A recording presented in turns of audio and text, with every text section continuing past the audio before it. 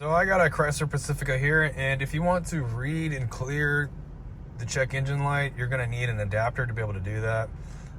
Just trying to read and clear right off of the OBD connector that's down in the kick panel down here won't really work. You have to actually bypass a module to be able to do it.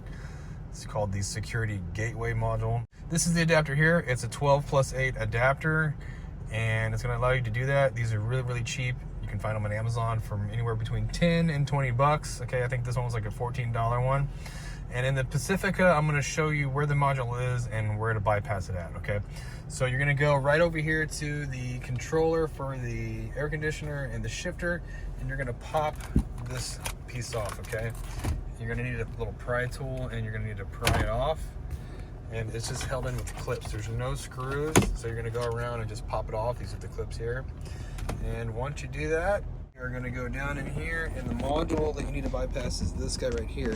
It's being held in with 3 Phillips screws or 7mm. This is really typical hardware in Chrysler, Dodge, Ram. All right, so yeah, you're looking at 1, 2, and then there's a third one right here, okay? So we're going to pull those out, then you can pull the module out, and then you can unplug it. I'm going to go ahead and do that real quick. All right, so I got the screws out. Now the module will come out a little bit. See it here, pull it out, and here are the 2 connectors that are back here. You're gonna have to unplug these guys, then you can plug your adapter and then your scanner right into these guys here. Sorry about the glare, but it's kind of tricky to film this guy here.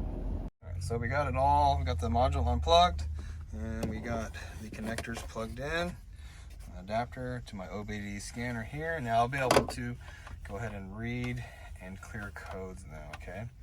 So I hope the video was helpful, and if it was, appreciate it if you hit that like button for me. Leave me a comment if you could, and hope to see you guys in another video.